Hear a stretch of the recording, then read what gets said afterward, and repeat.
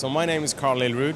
I've been an entrepreneur for 24 years. Been able to do some really fun things over the years. I nowadays focus on being a speaker at different events like this one. I tend to want to share my experience and my knowledge with all of the audience to make sure that people do the things that they love but also believe in themselves. The future of retail is a mix. Today we separate the two still. I mean, this is an e-commerce event. In the future we will not see e-commerce events. We will be seeing events where we want to communicate with the consumers, where we want to understand the consumers and what they are looking for. We don't necessarily need to build technology that the consumers then need to learn about, but rather understand what the consumers are expecting in the future and even before the consumer is expecting it. What we see is that the brands more and more use the technology, and the technology is built around the consumer and not guiding the consumer, but rather trying to push the consumer in the direction that they are aiming for. So the trends within the e-commerce and consumer behavior is definitely to understand the consumer.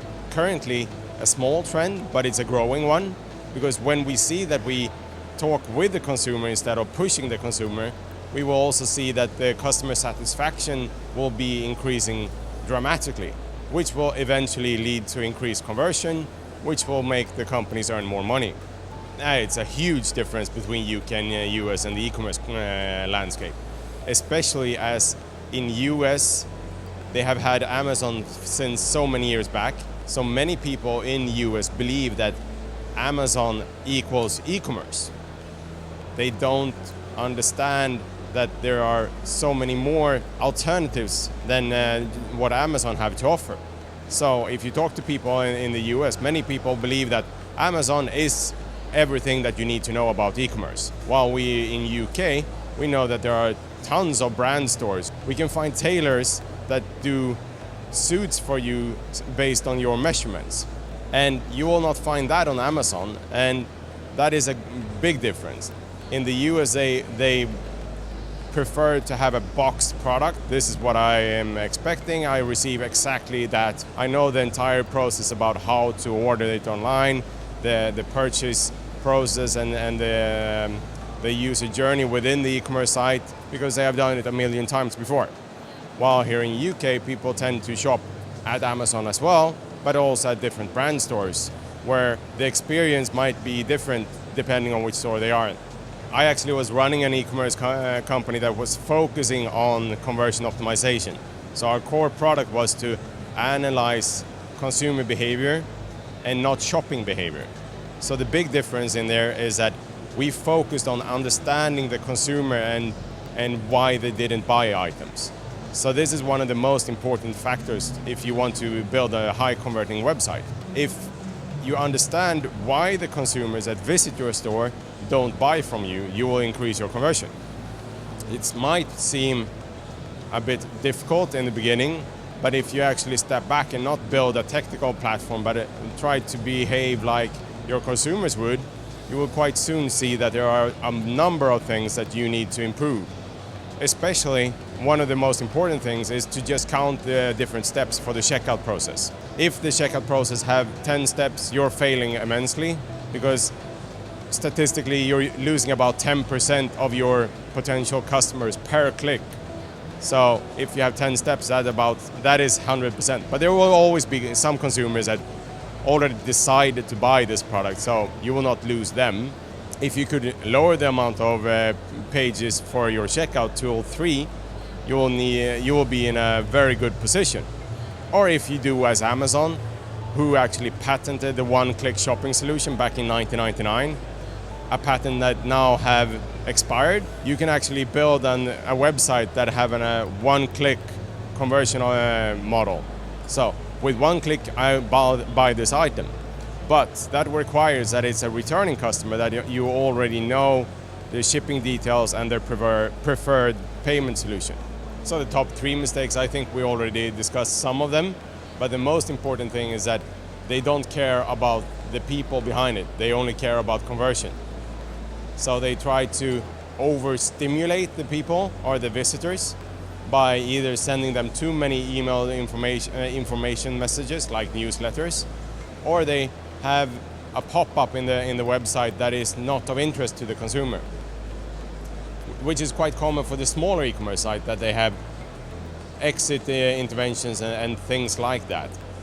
But one of the more important things is that they try to build on the Instagram effect, where you try to build an aha moment all through the e-commerce journey, building something that is of interest while the consumer is actually interested in something else. But for example, pushing that now we have a sale as the first impression when you visit the e-commerce site is not a good impression.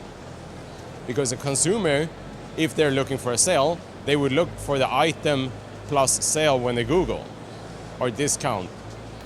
And if they look for just the item name, you should present that item as the first thing they see, not that you have a sale on other items, because then they go into bargain hunting mode and you probably lost the customer paying the normal prices, and now they're looking for something else. And they potentially will not find that other thing because they were not tuned into finding that other thing when they choose to visit your site. Big data, machine learning, IoT, and all those things are very, very interesting. I think the next thing is that we're going to see them merging. So it's not going to be separated technologies. It's going to be the same concept, but it's just wrapped together. And we're going to see that instead of building graphical user interfaces, we'll build more and more natural user interfaces. Like Apple with the iPhone were very early at producing a product with no manual. I mean, that's the goal, that the consumers have what they need right there and then, and at the time that they're expecting it, they are given more information. Not overproducing information, because that's just distraction. Marketing is a very big chapter. I believe that marketing nowadays are very, very much about pushing people in the direction that the marketeers would like.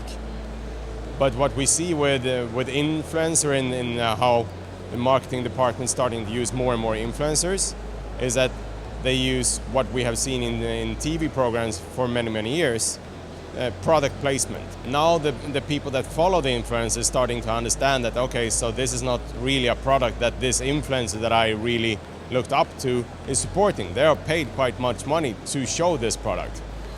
And that is something that we will see more and more, that the companies try to blend products into natural life. I believe that with big data, AI integration, we can actually know when a consumer is expecting a specific product. So like, for example, if I have an IoT integration in my home and my washing machine is about to break, because all the sensors in the washing machine is informing my backend system that, okay, I have circulated 1,000,000 times and I have been vibrating X amount of hours, which means that I know that these wires will be worn out. Those things can give the consumers or the users the information that will tell them that, okay, I need to buy a new machine, and these are the machines available on the market that is equal to the one that I have. But as I change my life and my habits, I actually need something else.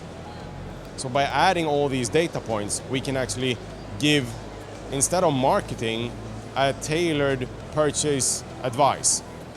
So that is the future, to give tailored purchase advice instead of marketing. Marketing will die if it doesn't understand how to interact with the users. You can't push people endlessly in one direction. Eventually they will say no. As we have more and more people understanding the marketing methods, we will see that they start to build different solutions to block their marketing approach. Like, of course, I'm using an ad blocker in my browser because it makes all the websites load faster. I want speed. I don't want to be pushed in a direction. And if they are smart, they will find a way to inspire me rather than pushing me.